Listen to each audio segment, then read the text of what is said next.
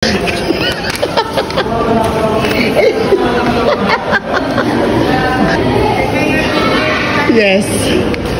O yan yung valid ID. Ito passport. Hi guys! A day in my life as a part-time content creator na wala pang sahod at di sikat sa social media. Ngayon po ay lalabas tayo ng Pilipinas. Opo, tama po kayo ng rinig. Iiwan ko muna yung Pinas for good. Huwag na kayong magtanong kung paano yung work ko dito sa Pilipinas at yung pamilya ko. Sorry kasi biglaan lang yung decision ko. Sana hindi ko pagsisihan sa huli. You know what guys? I'm so excited. Excited na parang may halong kaba. Kasi lahat first time. First time kong sumakay ng eroplano. First time kong makakita ng eroplano ng malapitan. First time ko rin malagyan ng tatak yung passport ko. At lalong-lalo na first time kong makatravel outside the Philippines. Nandito kami ngayon sa Cebu International Airport. Alam nyo ba guys, maganda at malinis yung airport dito sa Cebu. At this time, yung flight namin around 7:02 in the morning. Inagahan lang namin kasi hindi namin gusto na ma-hassle sa pag-check-in ng mga gamit namin. Di pa masyadong marami yung tao kasi early pa naman. Sa mga nagtatanong, nabook lang namin yung flight sa Agoda. As in, biglaan lang ang decision sa buhay. Alam nyo naman guys, kapag may opportunity, I really want to grab it. Kasi sino ba naman ako na hindi tatanggapin yung blessings na binibigay ni Lord. Maraming salamat Panginoon kasi you always there for us. Di ko pala nasabi, sa Bangkok, Thailand pala yung trip namin ngayon. Doon muna ako for good. Susubok tayo ng panibagong yugto ng buhay natin. Baka doon tayo magkahanap ng magandang future. Ikaw ba? Nangarap ka rin bang mag-abroad at magtrabaho? Saang bansang gusto mo? Paki-comment na lang sa comment section para malaman natin at mabasa natin.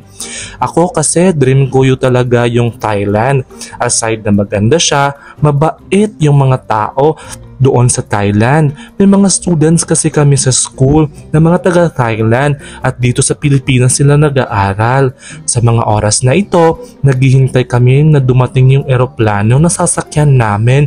Really super excited talaga ako. Buti na lang, walang delayed flights na naganap.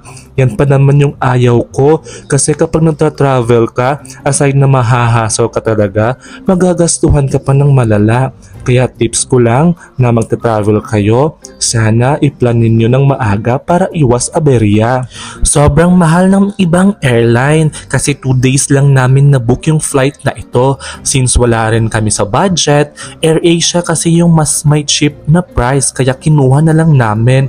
Really, na-amaze talaga ako kasi dati pangarap ko lang ito at ngayon nagkakatotoo na. Yung parang makakakanta ka talaga ng Let's Skip to the Good Part yung nasa TikTok at makakapag-upload ka rin ng Mama, pahinga muna, ako nang bahala, labis na ang nagawa mo na, char. Parang may mali sa lyrics ko. Maganda pala yung mga flight attendants sa AirAsia at panoorin natin guys kasi magde-demo sila ng for safety precaution. Should an oxygen mask like this drop from the compartment above your seat, immediately pull the mask firmly toward you.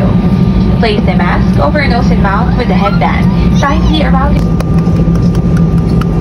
This is an important announcement. In case... Grabe, maganda para sila mag-demo, napapalakpak ako at sa mga oras na ito, lilipad na yung eroplano at binivideohan ko yung sarili ko kasi yung bang feeling na para kang nalulula. Grabe, ganito pala yung feeling makasakay ng eroplano, yung wala sa plano pero ginusto para sa kinabukasan. Labang lang tayo para sa bayan, kahit anong problema at unos na maranasan mo, huwag kang susuko, huwag kang sumuko na abutin yung mga pangarap mo sa buhay. Just like an airplane, kahit anong tagal yan sa baba, may time talaga na lilipad yan at tataas. Kagaya din yan natin, huwag lang mawalan ng pag-asa kasi may kanya-kanya tayong time para lumipad at mag-shine sa anumang bagay. Habang hinihintay namin mag-landing sa Ninoy International Airport, napaisip ka ba na kung bakit biglaan yung paglipad ko going to Thailand? Kung tatapusin mo yung video na ito, malalaman mo yung rason. Dito kasi sa Pilipinas, maganda sana kaso mababa yung sweldo. Oo, malayo naman ako pero I can make sure na I can provide all my needs dahil maganda yung trabaho natin. Eto na, nakarating na tayo sa Ninoy International Airport. Salamat sa Panginoon, safe yung biyahe natin from Cebu. Salamat sa AirAsia sa magandang service. 9/10 kayo sa amin. Sana sa susunod nating mga flights, AirAsia pa rin. If until now nakatutok ka pa rin sa vlog ko, paki-share and like and comment na rin kung taga saan ka para ma-recognize ko. Kung gusto mo pa rin malaman kung ano yung reason kung bakit ako mag-abroad, yes, napatunayan ko na nakikimarites ka lang. Char! Hindi naman talaga ako pupunta sa Thailand. Diba? Na-prank kita.